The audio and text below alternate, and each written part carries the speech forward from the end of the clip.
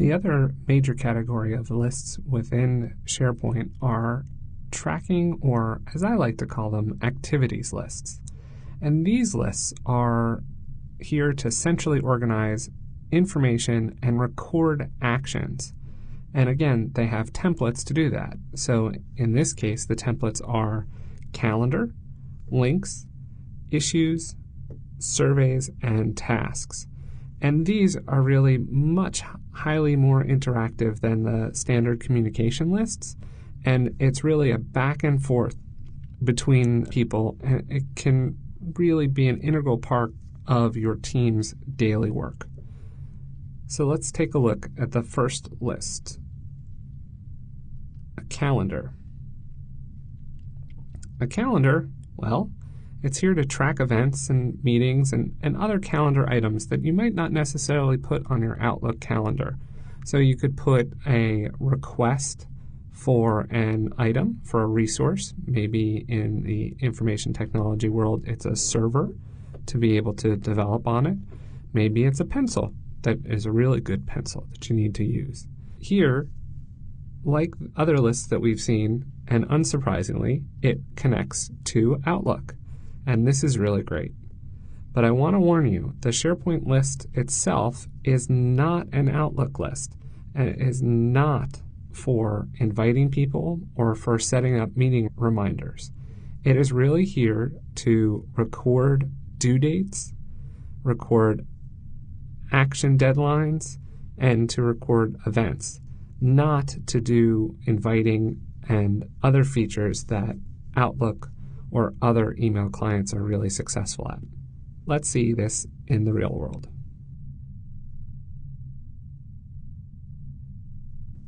Welcome to the calendar page. Here you'll see a vast difference between SharePoint 2010 and SharePoint 2013 in the inviting user interface that is provided for you. It's much more vivid and easy to read. Some of the same attributes are a little year and month calendar on the left-hand side, a view of different calendars that can show up in this SharePoint calendar, and then the specific items in the calendar itself.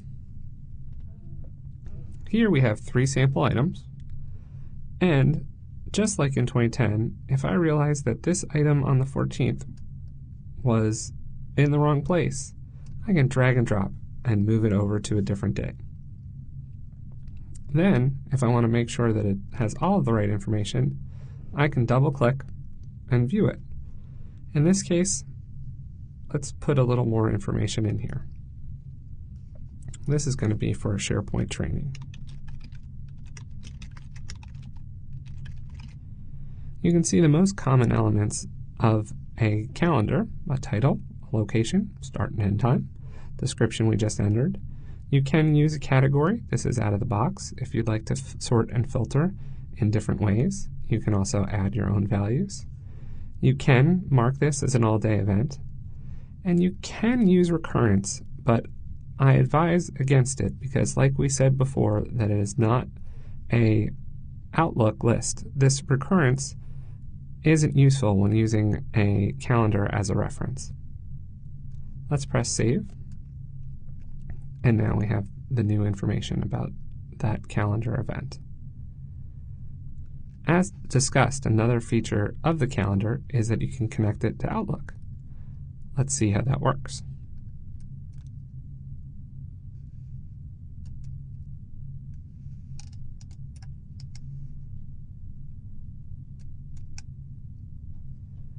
Here you can see that we have the 2 calendars.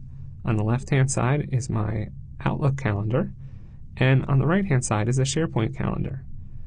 These calendars do not sync, but in Office 2007, 2010, and 2013, you can overlap them. See that they were automatically assigned different colors. So you can see if an event from your team is overlapping with an event that you already have in your calendar. You can also take an event and copy it over into your calendar. These are not synced, however, so if I change the details here, they will not copy over to the Office product. However, if I do open an item say Jen's birthday here.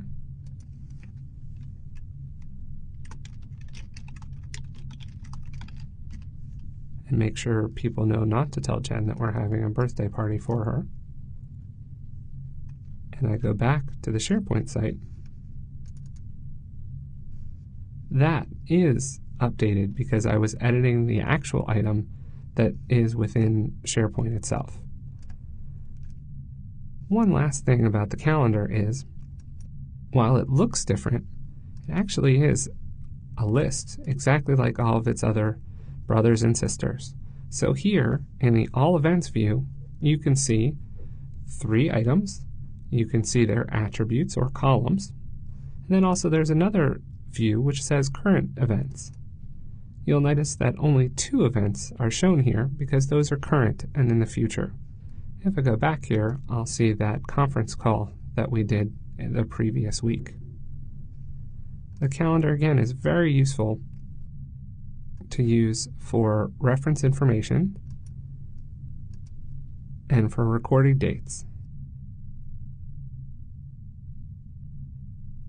One of my favorite lists under activities and task tracking is the task list itself. This list was originally designed to track actions and tasks and issues, risks and deliverables, and now it's gotten a facelift and really is powerful in being able to visually represent the activities that are going on. First off, you see the little blue bar is called the timeline, and here you can mark your individual items and show them visually for yourself, for your team members. Also, the quick edit gives you a lot of different ways to organize the actual items without changing the underlying data, but being able to more easily visually represent what's going on. And finally, you can connect your tasks directly to Outlook and create accountability for the activities that you and your team members need to perform. Let's see how that works.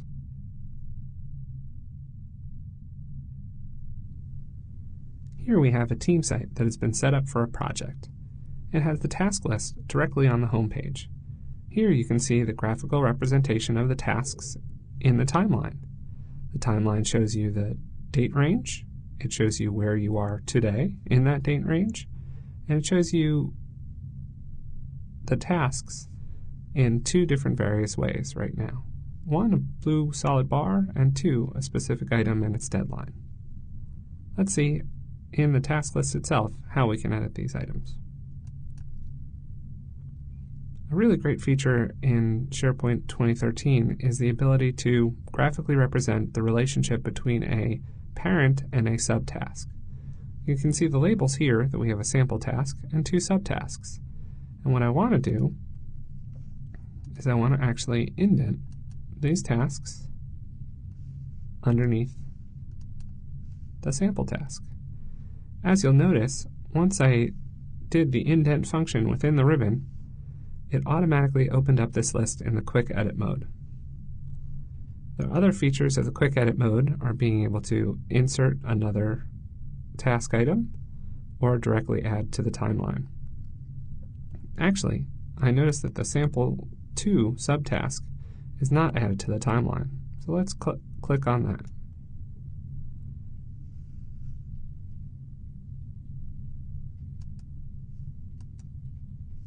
Now we've added sample 2 to the timeline, and you can see it's visually represented similar to the sample task itself.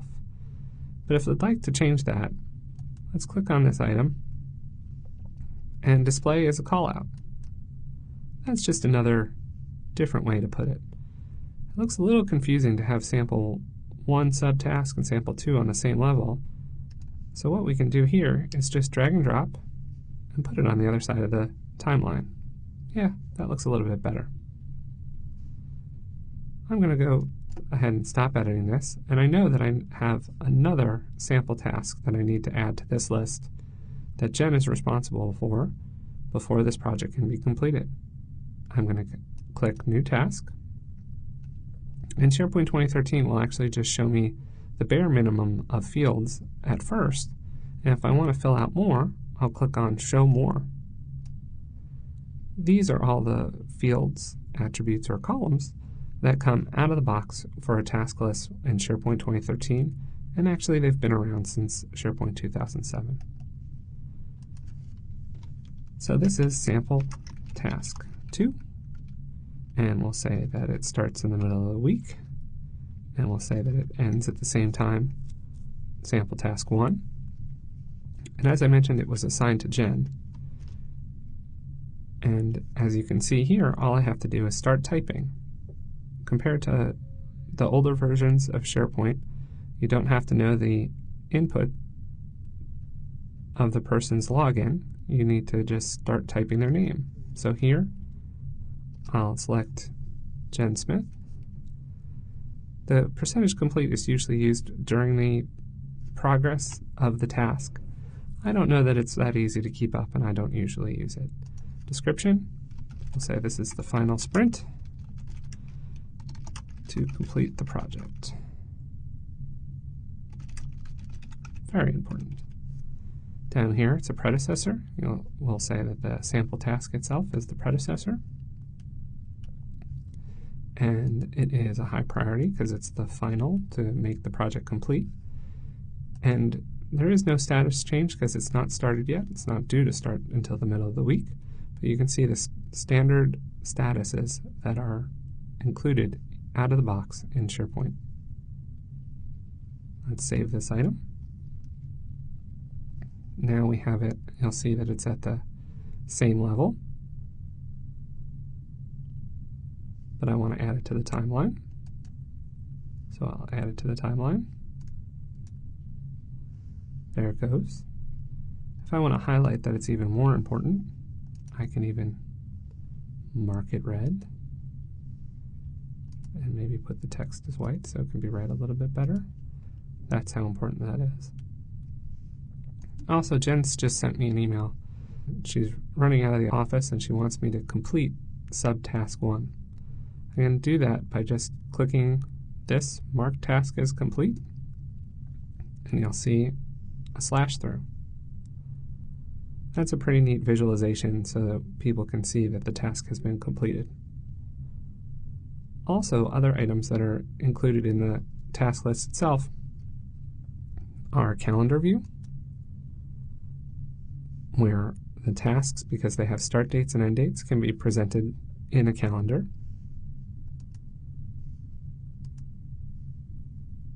A Gantt chart, which is very similar to project, and you can see here that the predecessor is the sample task, and the little blue line goes to sample task 2. Also, the little black bar within subtask sample 2 shows the percent complete. And you'll notice that when I completed the task before, it said that it's 100% complete right here.